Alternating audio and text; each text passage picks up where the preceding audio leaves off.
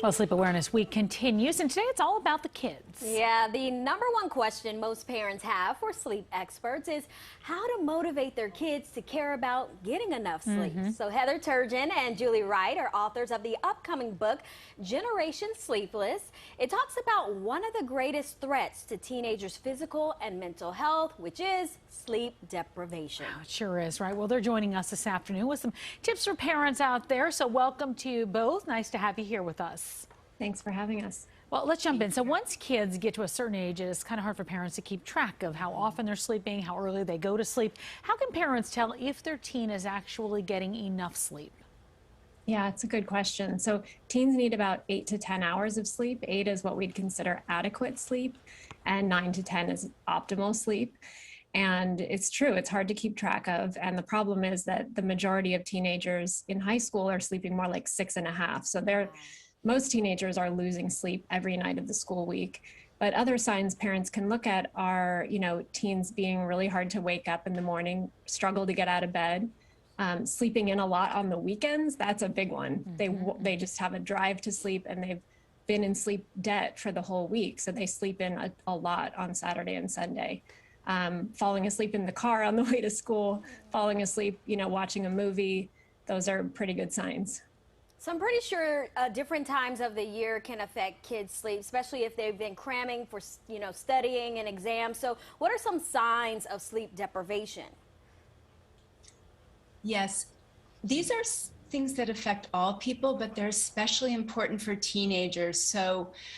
And these are actually the things that parents tend to worry about the most. So front and center is mental health. And we all know that teen mental health issues are on the rise. And it's no coincidence that as sleep deprivation has increased, so have mental health issues like anxiety and depression. Our brains just don't work the same way when we're sleep deprived. And we also see higher rates of things like higher risk taking, poor decision making.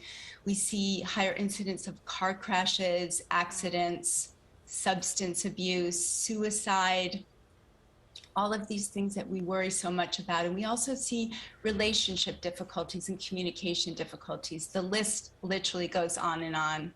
Yeah, so certainly a lot of concerns. What do you think it is in particular keeping teens up so late at night? Yeah, so the most people think of technology and social media and phones, and which is definitely a factor.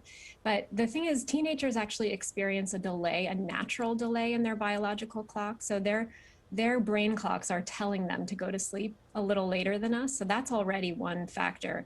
We've got light from technology, engagement from technology, hard to put the phones down.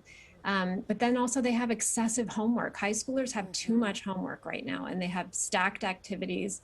And then we have early start times. So sleep is squeezed from both sides of the night. You touched on this just a little bit. So how can you get your teen off of the phone or those electronic devices before? Yeah, start by putting down your own phone. Teenagers tell us all the time that their parents are on their phones all the time. Their parents are the ones on the phone. So model healthy boundaries with your own technology, and also talk to your teen and listen to what they have to say about what they care about, because most likely you'll find something that relates to sleep in what they talk about. So being a really good listener is the first step. And we have in our book a lot of conversations and ways to do this. The first step in touching on their self-motivation, which is really important. So, I know routines are so important. I think we all try. We got out of them during the pandemic. We need to get back into them. Are there 3 routines that can help your teen get more sleep? Yes, we lay out 3 routines that create what we call a bubble around your sleep. The first one is called the wind down routine. And all that means is that you're starting to dim the lights in the home. You're simulating sunset. This helps your melatonin rise and helps your body prepare for sleep. It's also the time to turn off all close held devices. And it's also time to just move into a mode where you're not exposing yourself to very activating and concerning information that's going to activate your mind and keep you awake. Then you start your bedtime routine. The bedtime routine, we're taking away phones and devices, so we want to add in things that are pleasurable. So once you've done your practical things like teeth and shower and PJs, it's time to read a book or maybe listen to some music. You can even watch, a limited amount of TV from a distance, maybe with your family. You could walk the dog. There are all kinds of things that teenagers can do to create a bedtime routine that is pleasurable, but also calming. And then we have a morning routine. People don't really appreciate how important it is to have a morning routine, because when we wake up in the morning and we see the morning light, that presses go on our internal clock. We don't want to wake up and pick up our phones right away. We want to get a little sunlight, have a little breakfast, maybe take a little walk outside.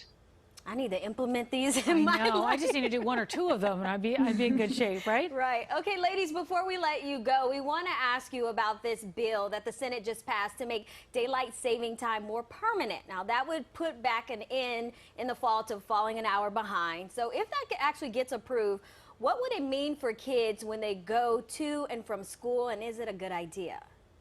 It's not a good idea, and it's been a scientific consensus. There's a chorus of scientists out there that have been warning us that this is a bad idea.